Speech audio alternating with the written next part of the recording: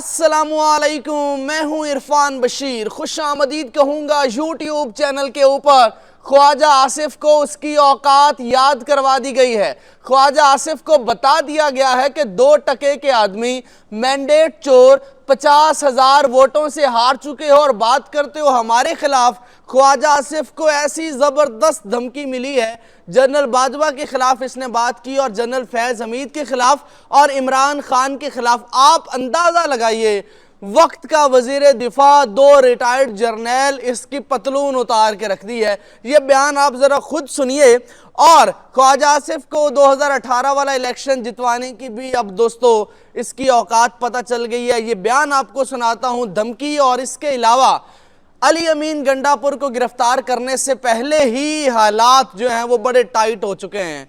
लाखों की तादाद में पठान जो हैं वो सड़कों के ऊपर हैं और वो एक ही मुतालबा है, और ये मुतालबा बहुत खतरनाक है। और तीसरी बड़ी डिटेल जो मैंने आपको बतानी है, आप सोचते होंगे IMF का कर्जा क्यों नहीं मिल रहा, क्यों अमरीकी सफीर बार बार कर रहे हैं बातें, क्यों IMF चाहती है कि PTI भी साइन करे, इमरान खान इसमें क्या किरदार अदा करने वाले हैं, अमरीकी सफीर क्यों ये चाहते हैं कि ये कर्जा इमरान खान की रिहाई से मशरूत हो, वो ज़रा आपको डिटेल बताता हूँ। लेकिन सबसे पहले ज़रा ये बयान सुनिए, उसके बाद मैं आपको बताता हूँ। ये बेसिकली जो मैंडेट चोर लोग होते हैं, जो बेहया और बेगैरत किस्म के लोग होते हैं, उनको अपनी गैरत की परवाह नहीं होती। इनको पता होता है कि जनाब हम कौन सा अपने वोटों से जीत के आए हैं, हम जो जुल्म करें, अवाम ने हमें वोट तो ना पहले दिया है और ना अब देना है। लेकिन ये बयान जरा गौर से सुनिए, मैं आपको जरा ये बयान सुनाता हूँ। असेंबली के अंदर जो है वो जनरल बाजवा और जनरल फैज ने आगे ब्रीफिंग भी दी थी, बिल्कुल, और उसके हक में बयान जो है ऐसे ढिबरी टाइट की है ना सर जी इसकी, उसने आपने भी मैं सुन रहा था आपने गुजरात ऐसी ढिबरी टाइट की है इसकी उन्होंने कि भाई तेरी औकात क्या है, तेरी औकात ये है कि जनाब तुझे हमने जितवा दिया और तू अब हमारे खिलाफ ही बात करेगा। लेकिन दोस्तों आगे चलता हूं, एक आपसे रिक्वेस्ट है कि इस वीडियो को लाइक लाजमी किया कीजिए, चैनल को सब्सक्राइब कर लीजिए, क्योंकि ये आपकी अपनी आवाज़ है। इस आवाज़ को मजबूत कीजिए, इस आवाज़ को तवाना कीजिए। सरकारी मीडिया बिकाऊ, वो आप तक ये बातें नहीं पहुंचाता, इस चैनल से आप तक ये बातें पहुंचाई जाएंगी। लेकिन अब पाकिस्तान की आवाम को यह पैगाम दे दिया गया है कि तुम्हारे वोट की कोई औकात नहीं है, तुम्हारे जज्बात की कोई औकात नहीं है, तुम्हारी सोच की कोई औकात नहीं है। हर डाकू को हम मुल्क के ऊपर मुसल्लत करेंगे, हर चोर को बरी करवाएंगे, तुम जो उखाड़ सकते हो उखाड़ लो। ये हसन नवाज और हुसैन नवाज को बरी करने के बाद पैगाम दिया गया। आप सोचिए ज़रा, पाकिस्तान किस हद तक उस भूचाल में आ चुका है कि हसन नवाज, हुसैन नवाज 5 साल इख्तियारी रहने के बाद वापस आते हैं बरी, और इधर जनाब 9 मई के मुकदमात में अली अमीन गंडापुर को गिरफ्तार किया जा रहा है और वो टीमें जनाब रवाना कर दी गई हैं। लेकिन ये गिरफ्तार क्यों नहीं कर सकते, ये मैं आपको ज़रा इसकी डिटेल बताता हूँ, इसकी सारी डिटेल बताता हूँ। और फवाद चौधरी अब दोबारा कोशिश कर रहे हैं PTI में आने के लिए। क्या फवाद चौधरी को PTI में वापस लिया जाना चाहिए, ये आपने कमेंट बॉक्स में लाजमी बताना है, क्योंकि महमूद खान को भी रिजेक्ट कर दिया गया है, परवेज़ खटक को भी, अली ज़ैदी, इमरान इस्माइल को भी, कि नहीं यार इनको नहीं लेना। अब फवाद चौधरी ने आज बयान दिया है। फवाद चौधरी कहते हैं कि PTI पर फौज के खिलाफ प्रोपेगेंडे का जो इल्ज़ाम है वो गैर हकीकत पसंदाना और अवाम और फौज के दरमियान फासला पैदा करने की कोशिश है। अब सवाल फवाद चौधरी का यह है कि अगर रावलपिंडी, जेहलुम, चकवाल, मियांवाली फौज के ज़िले हैं, अगर फौज में PTI की मकबूलियत ना होती तो इन अजला में फॉर्म 47 की चोरी ना करना पड़ती।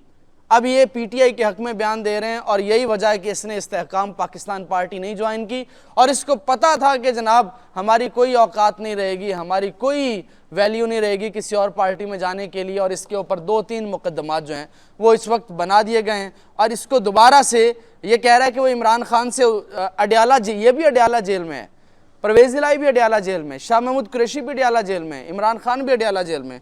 और ये कह रहा है कि जनाब ये इमरान खान से उसकी बैरक के अंदर मिलने जाएगा, लेकिन उसको मिलने नहीं दिया जा रहा है। क्या इसको वापस पार्टी में लिया जाना चाहिए, ये आपने बताना है। अच्छा, अब जनाब आते हैं, लतीफ़ खोसा का एक बयान आया है कि अगर उनका 9 मई का बयानिया दुरुस्त होता तो राना सनाउल्लाह समेत उनका फैसलाबाद से इस्तीफ़ा ना होता।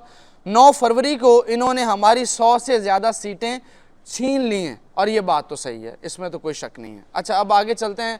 अली अमीन गंडापुर बड़ा इंपॉर्टेंट मामला है, ये पाकिस्तान को कमज़ोर करने की साजिश है। सिर्फ मरियम की मोहब्बत में जनाब आपने वो कर्ज भी उतारे हैं जो आपके ऊपर वाजिब भी नहीं थे, जो आपके ऊपर फ़र्ज़ भी नहीं थे। मैंडेट चोर और पाकिस्तान के अवाम के साथ जुल्म, बर्बरियत, जबर और फस्तायत की मिसालें कायम करने वाले आपने उन चोरों को मुसल्लत कर दिया है, और अब उनकी ख्वाहिश के मुताबिक आप अली अमीन गंडापुर को गिरफ्तार करेंगे। आपको पता है कितना बड़ा रिएक्शन आ रहा है, कितना बड़ा रिएक्शन आ रहा है वहाँ पे केपी के अंदर। लाखों की तादाद में लोग निकल आएंगे, और वो सारे के सारे जो हैं वो फिर खुदा न खास्ता है मेरे मुंह में खाक, वो फिर आपके ऊपर हमला करेंगे, और वो फिर निकल जाएंगे, और वो एक इतनी बदअमनी होगी, आपके कंट्रोल से हालात बाहर हो जाएंगे। फिर आप गवर्नर राज की बात करते हैं, और फिर आपको पता है कि केपी के अंदर 2 तिहाई नहीं 3 तिहाई अक्सरियत है वहाँ पे पीटीआई के पास, और पूरा केपी आप अंदाज़ा लगाइए, ANP फारिग, वहाँ पे JUI फारिग, वहाँ पे जमात इस्लामी फारिग, कोई और पार्टी भी नहीं, पख्तूनख्वा मिली पार्टी सारी फारिग, हर बंदा बूढ़े से नौजवान बच्चे तक, बच्चे से औरतें, ख़वातीन, सारे के सारे पीटीआई के लोग हैं, और वो फिर आपको छोड़ेंगे नहीं, क्योंकि करोड़ों की तादाद में अवाम ने उनको वोट दिए हैं। और आप मुंतखब वज़ीर आला को गिरफ्तार करके आप ये बहुत बड़ी गलती करेंगे, ये मैं आपको बता रहा हूँ, अब बताना हमारा फ़र्ज़ है, तो ये हम आप तक ये बात पहुँचा रहे हैं। अच्छा, अब जो एक वारदात है वो ये वारदात है कि कर्जा जो है वो दे दो हमें, लेकिन हम खान को रिहा नहीं करेंगे। अमरीकी सफ़ीर की दौड़े हैं दोस्तों, हलचल मची हुई है इस्लामाबाद के अंदर, और सिर्फ यही, अब कर्जा जब मिलेगा तो जो आपको बिजली का पर यूनिट है वो 100 रुपया पर यूनिट मिलेगी बिजली, 100 रुपया पर यूनिट का ये मुआहिदा करके आ गए हैं IMF के साथ। और पेट्रोल की कीमत आप सोच भी नहीं सकते कितनी ज़्यादा हो जाएगी। तो इस सारे मुआहिदे के अंदर ये अली अमीन गंडापुर को बुला रहे हैं, खान से कह रहे हैं मुलाकात हो जाए, ये हो जाए, वो हो जाए। तो जनाब सिर्फ यही प्लान है कि जनाब पीटीआई को भी गैर मकबूल किया जाए।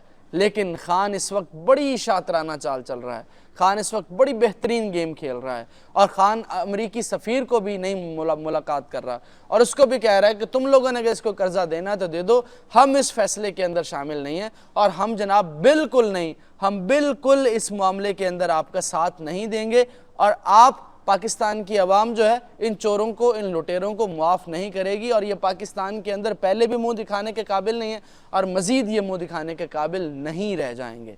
अल्लाह ताला आपकी हिफाजत करे, पाकिस्तान को, इन चोरों को उड़ाए, इन पाकिस्तान से, और इनका खात्मा करे। अपना बहुत सा ख्याल रखिए, मुझे इजाज़त दीजिए, इंशाअल्लाह मुलाकात होगी अगले व्लॉग में।